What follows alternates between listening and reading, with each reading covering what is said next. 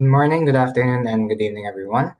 So today we're going to be continuing our lesson on maximum and minimum values, right? So previously, just to have a brief recap, we talked about how in Calculus 1, we were able to identify the local maximum, the local and absolute max and min of a real valued function. And then moving on to 3D, we talked about the same idea, but this time we're looking at their partial derivatives. And then we've applied this concept of Fermat's theorem, where if there is a local max or min at some C value and it exists, then it's zero, right? Because if you look at the slope at that particular point, it's zero. What else? Yeah, and then we made a new theorem out of that in 3D version, in 3D perspective, which is if we have a local max or min at this quadric surface, then we know that both their partial derivatives with respect to x and y are both zero. And we did one example here where we took their derivatives or their partial derivatives, we set them to zero, and we got critical points. And then from there, we kind of did something out of the box here. So we completed the square of the original equation of that quadric surface, and we were able to get this. And from there, we noticed that both x minus 1 squared and y minus 3 squared are greater than or equal to 0, which means that our function is greater than or equal to 4 for all values x and y. And so that means f of 1, 3 is equal to 4, right? Because if we even just looking at this algebraically, if we plug in 1 and 0, or not 0, 1 and 3, well, we just get f of xy is 4. F of 1, 3 is 4. And we know that this is the local and absolute minimum. Now, how exactly do we find that, right? How do we know if there's a local max and min? I'm going to skip the example because it's kind of the same thing. We look at their second derivative, right? That's the clear indicator where if we want to find the local min or the local max of a surface, well, we have to look at their second derivative at that particular point. And we have to fulfill these conditions in order to actually determine if it's a min, max, or if it's just a saddle point. Like in example 2, which we also did. This is a saddle point because if we look at it from the xz plane, the trace, well, we see that it is a maximum. And if we look at it from the yz plane, it's a minimum, right? So geometrically, that's what it means to have a saddle, to have a critical point as a saddle point. Okay, let's move on to some exercises here. So let me just put like a little note. So just a note here.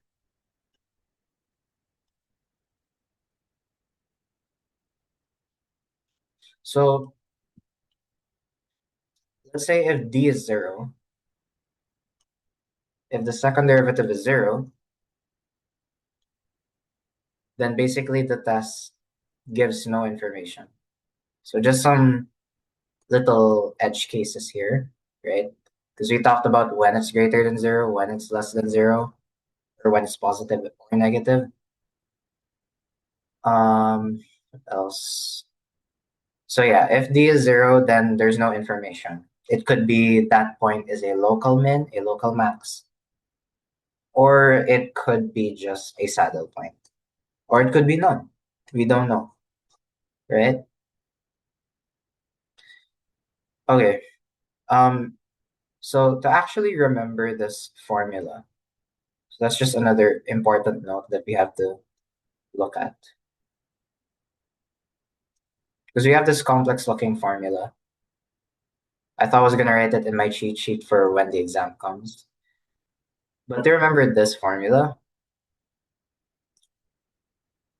well, it's just the determinant, right? So D is this determinant. Fxx, fxy, fyy, I'm assuming? Or no, fyx, fyy. And then, right, if we remember from a previous exercise where we took the cross product of these two things, we actually get a scalar value. And so this is fxx times fyy. I subtract it to fxy, fyx. But then we notice this is equal. And so we just say fxx, fyy minus fxy squared. And we're done. That's it. That's the formula. fxx times fyy minus fxy squared. fxx times fyy minus fxy squared. Okay, so let's do an example.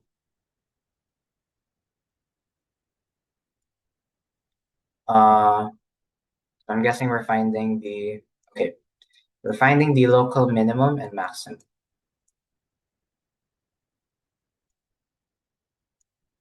Local min and max, right? As well as saddle point, right? So we have to check.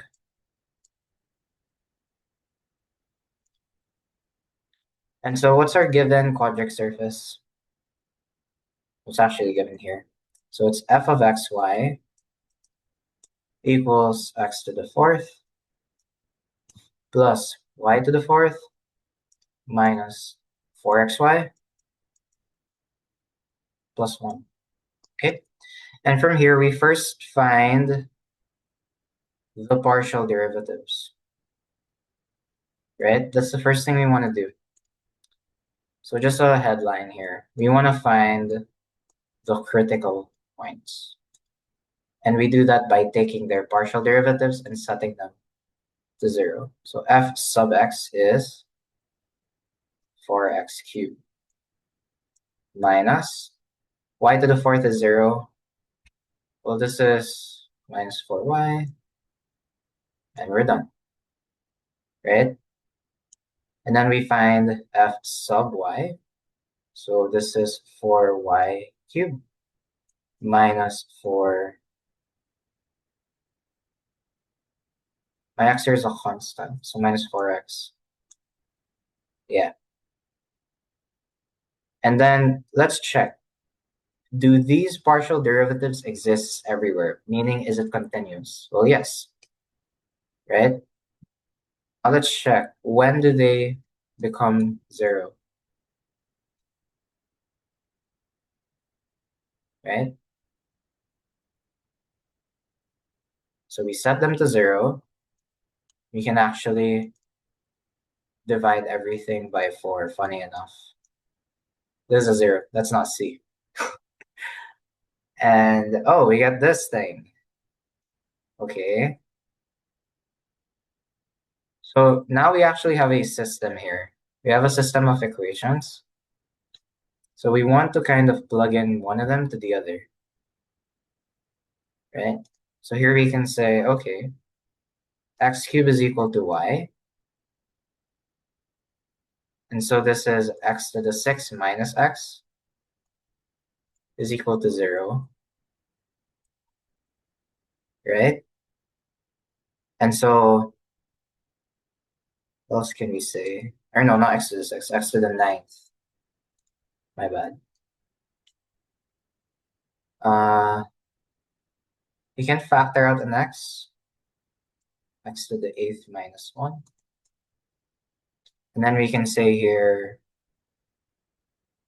I think we can still factor this one out. So this is x to the 4th minus 1, x to the 4th plus 1. Right? And then we could do it again. We say this is x squared minus 1, x squared plus 1, x to the 4th plus 1. So we actually have a couple of solutions here, right? And so from here, now we can see that x is either 0, x squared minus 1, x is 1. What is this? X squared plus 1 equals 0. I don't think this exists, no? Yeah, that doesn't exist. What else can we say? Uh,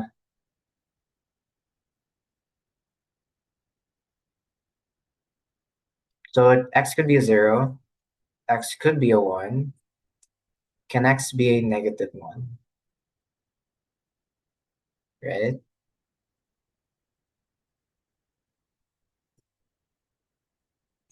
I don't think x can be negative 1. Or can it? Happens if I make this negative. Oh, because I got negative 1 here. Right. Okay. These are not physically possible, these two things, because they would give me, yeah, they don't give me any solution. So we only have 0, 1, and negative 1. And so these are the critical points, right? Oh yeah, from here, let's quickly get y. So we have 0 cubed, that's y, right?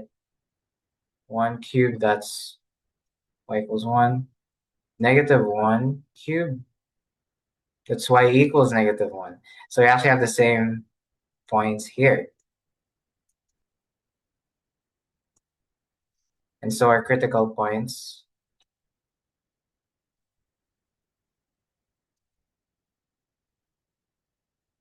are as follows. 0, 0, 1, 1, negative 1, negative 1. Right? And then from there, okay, what was asking? Find the local min and max. So here we find this formula. So we're going to use the second derivative, right? So here we use, is there like a, yeah, once we find those critical points, then we use the second derivative test. So here I have to calculate their second partial derivatives. So fxx at that particular point, or there's none. There's actually none. Oh no, I do have some points actually. So, okay, let me just get their partial derivatives first. So f sub x is this. Now to take the derivative again, we get 12x squared, I think, right? fxy, right, we could do that. fxy is what? So here we start off with y, we differentiate it with respect to x. We got 12y squared, right? Oh, my bad. That was fyy. They are differentiated in terms of x, so I get negative 4x. That's it. Or negative 4, actually. Yeah. And then my fyy was the one I mentioned earlier, right? And then from there, we use that formula. So d, right, of this thing is just fxx fyy minus this squared. So let me actually just do it like directly. Minus, this is equal to, well, 12x squared, right?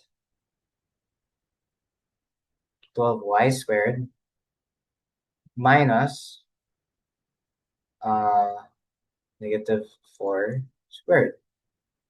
This will give me 144 x squared y squared minus 16, right?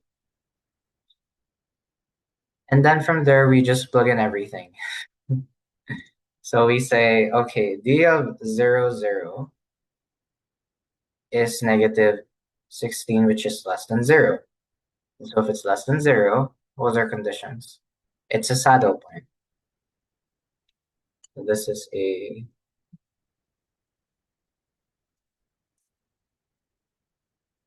saddle point.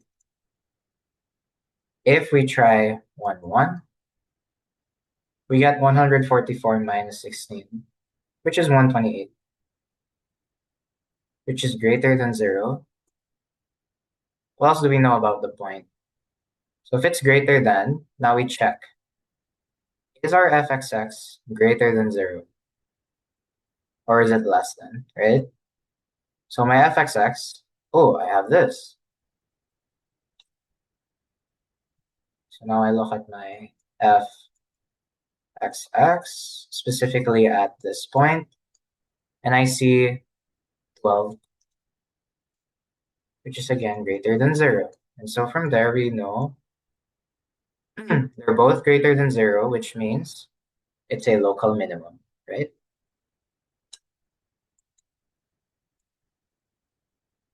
Local min at 1, 1.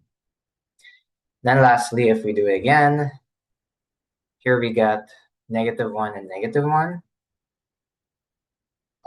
So,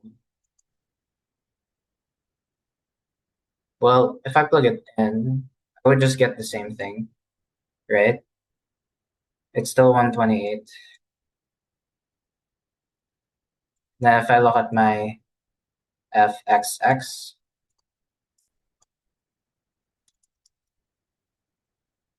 and let's say this is equal to, let me see. Oh, it's still 12, right? And so it's also a local minimum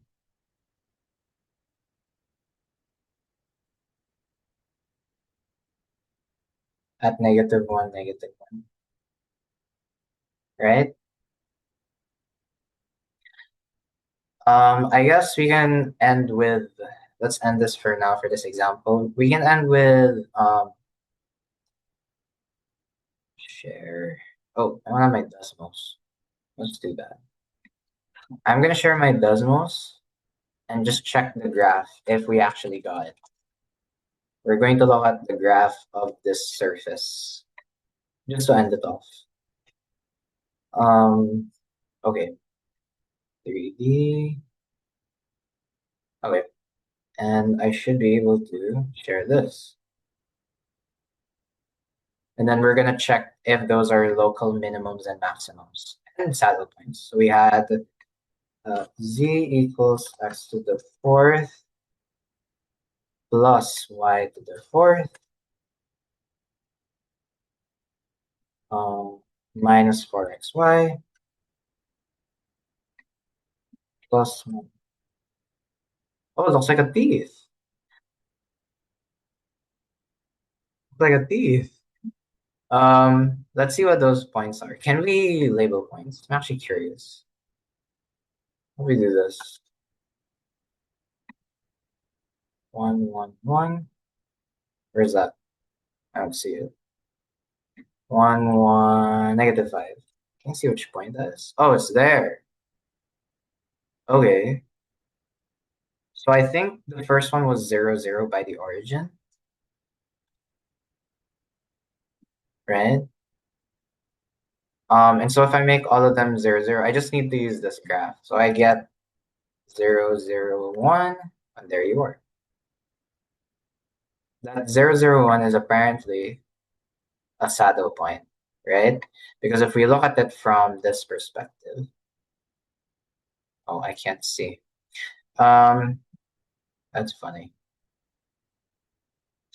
If we look at it from the YZ perspective, what's that?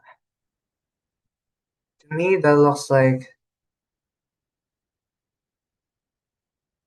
it's going down, right? I think it looks like it's going down. looks like a concave down parabola. If I look at it from the XZ perspective, it looks like it's going up-ish. Not super sure again. Oh, there it is. So it's actually going up kind of like this. Yeah, so it's going up at this way, but then here it's going down. So it is indeed a saddle point, the 0, 0. If we take a look at, let's say, 1, 1, right? So if I just plug in 1 and 1, I will get my z coordinate, which is 1 plus 1, 2, 2 minus 4 plus 1. I don't know what that is. There we go. And so we get this point. This is 1, 1. And indeed, this is a local minimum, wherever you look at it, right? You take their partial derivatives with respect to x and y, they're both 0 at that particular point.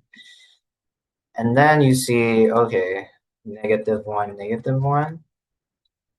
And then I plug these in, so I get 1 plus 1, that's 2, minus -1, -1, +1, so -4. And then I add a 1. And so I get that other point, the purple. And so again, this is also a local minimum, right? So yeah, that's it for this video. I hope you guys like this tooth. I hope you guys appreciate more on how we can find local and absolute. I'll get into the absolute in the next one. I just want to keep this video super short. But yeah, I hope you guys enjoyed, and I'll see you all in the next video.